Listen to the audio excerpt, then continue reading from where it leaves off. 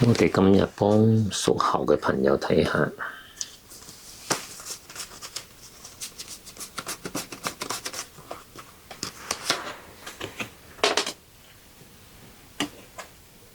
咩牌面 disappointment 失望。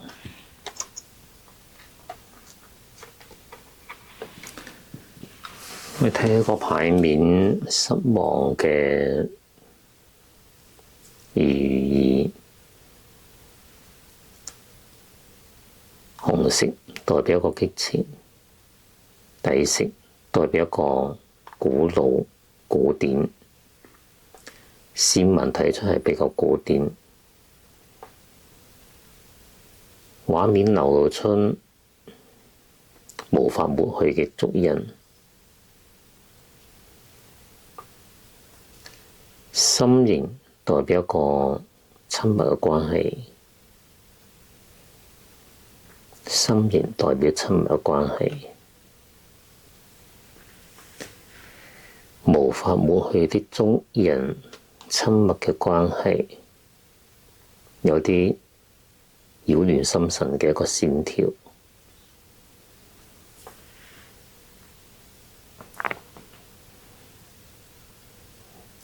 有啲小聰明，有啲小聰明。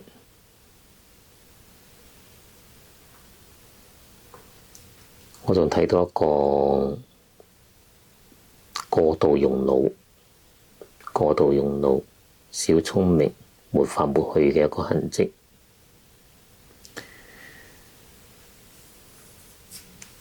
屬猴嘅朋友有一啲線條已經比較清晰啦。屬猴嘅朋友喺未來嘅2個月內，你嘅奸情會被發現。屬猴朋友2個月內，你嘅奸情會被你嘅伴侶發現，因為你嘅痕跡冇辦法抹去。無論你點樣個掩飾，點樣用腦去掩飾，都冇辦法抹去你嘅奸情留低嘅跡跡。收下手啦，2個月之後再玩，注意下啦。你如果信呢個警示嘅，咁我勸你呢2個月都冇玩住，過咗2個月之後再玩。或者過2個月之後，你偷食嘅痕跡可以抹去呢。有時候唔畀對方知道係為對方好，雖然呢個係呃人嘅。呢個警示已經夠大啦，我覺得今日畀咗你呢個警示嘅足夠。至於色彩嘅暗示，其實會暗示你嘅激情無法避免。換句話講，今日對你嘅警示，你可點乜頭？好，我會小心㗎喇。呢2個月我唔會玩嘅，過咗2個月先講啦。第一個拍面嘅色彩暗示住你嘅腦袋不受控制。你嘅腦袋會不受控制，未來2個月，就算係飛蛾撲火，你都要去嘅。你講，就算係有可能敗露，就算係有可能無法抹去嘅痕跡暴露出嚟，你都係要去嘅啦。你都係上人哋床嘅啦。牌面就係咁意思咧。如果你覺得不顧一切嘅，唔敢鼓勵你去，都係好心你，過2個月再玩啦。睇返屬猴嘅朋友，屬猴嘅朋友嘅城堡係布滿暗門與機關，太過小心啦。你嘅本性係好小心同埋好驚嘅，點解個牌面話你2個月內會不顧一切、不顧警示咁去玩呢？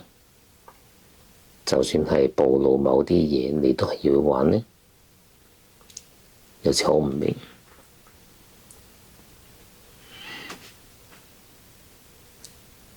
你同你伴侶相處嘅時候，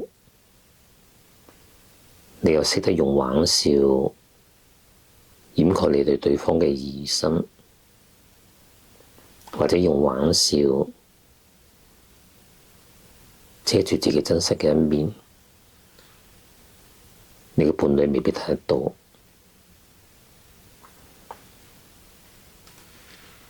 有時候你知道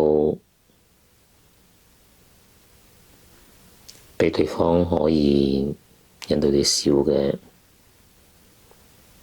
你知道好難得，呢種係一種信任，呢種係一種信任。但係點解牌面有咁嘅你不顧一切？你嘅本性應該唔係咁。再睇下，如果單身嘅朋友，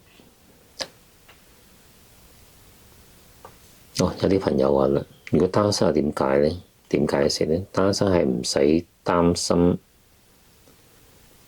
奸情會暴露，你想第人哋嘅床會暴露俾，因為你冇伴侶，因為你係單身。咁牌面點解釋呢？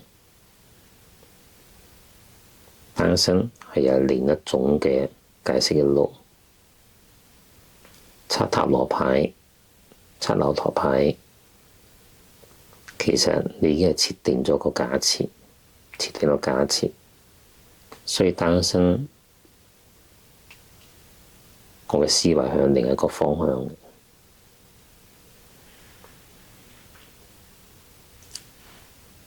屬猴嘅人，佢經常去擔心一點就係，如果我唔再表演嘅，唔再掩蓋嘅，仲會唔會有人接近我呢？一種不自信嘅表現，增加自信啦，因為你屬猴。